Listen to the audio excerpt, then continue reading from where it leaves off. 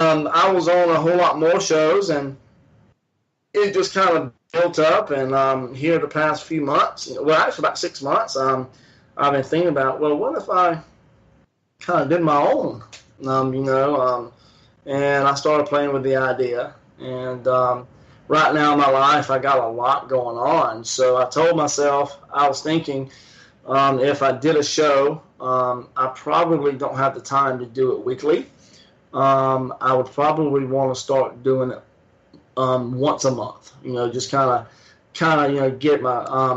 get my feet wet. Kind of get it into the door, and then just as soon as I have a whole lot more time, then kind of stretch it out, and maybe twice a month, and then eventually stretch it out to weekly. But I know right now I got a lot going on. I've entered aspirancy for my church, so that's a year-long discernment before I start to go to seminary. And there's a whole process that I got to go through for that. I'm in my senior year of my bachelor's degree in religion out of St. Leo University. So I've only got 4 more classes left, and I got my bachelor's. So I got a lot of that going on. And we're preparing to move to Albuquerque, New Mexico. So apparently the Air Force has told me that I've been here too long and I've got to move. So I'm not looking forward to it. Georgia is my home, and Georgia is where I will retire. So after I do my stint out there, I can retire in 5 years. After I do my stint there, come on back to Georgia, to where hopefully by then I will already be ordained as a priest in the Anglican province of America, and so I can start being a parish priest. But right now I got a whole lot of stuff like going on, and I know I wanted to do a show.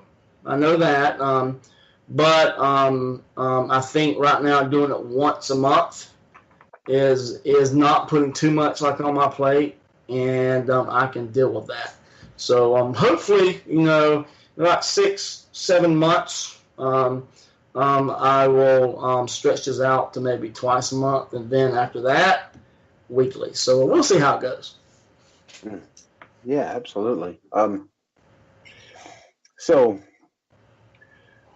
with your shows that you're going to be doing, is it going to, I know you guys are going to be bringing some much needed light to the paranormal field through this show, simply because there's a whole lot of people that misunderstand the whole word of demonologist, even the word demon.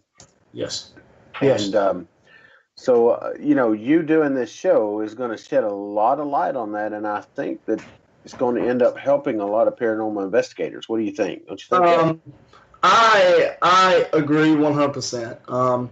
You know me. Whenever I speak on the subject, I like to speak the truth about the subject, and nothing more and nothing less. If you add too much to this demonology field, if you try to add all this nonsense into it, it becomes fantasy, and then you start living in your own fantasy world.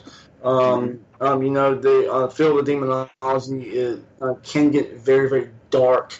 If you don't allow yourself to take a break, you will be consumed.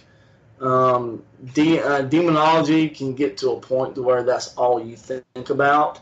You will start neglecting your family. You will start neglecting your prayer time, your prayer life, to the point to where the darkness just takes you over. So many people need to learn the dangers of demonology. Not everyone is cut out for that work. Period.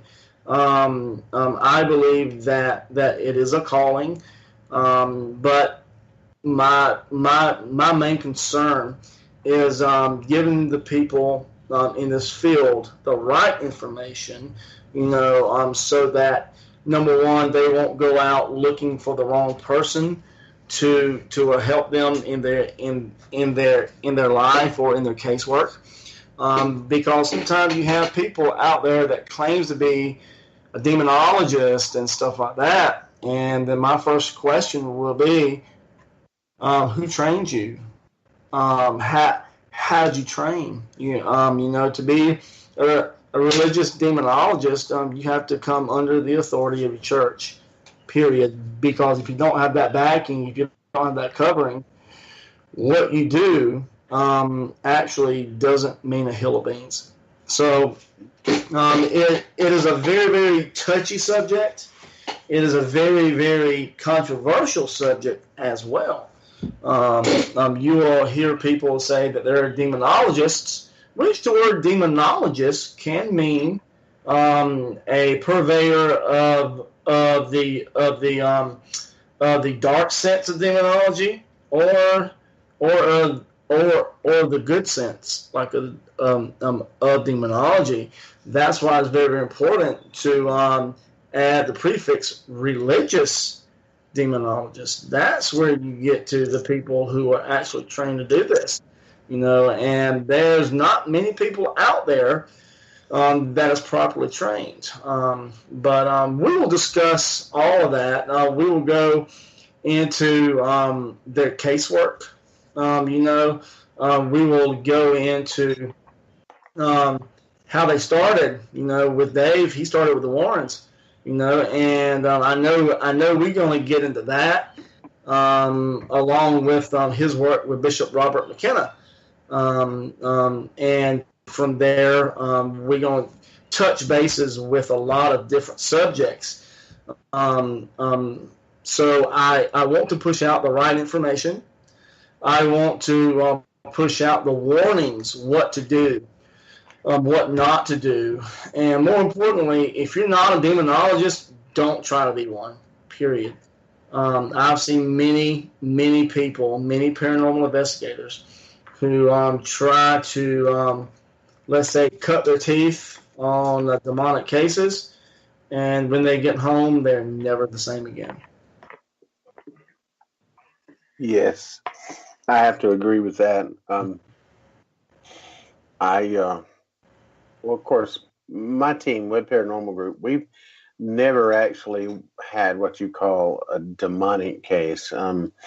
I do know we've had a couple of negative cases. Yeah. And I honestly believe that an earthbound spirit, like how you are here on Earth, is definitely how you're going to be over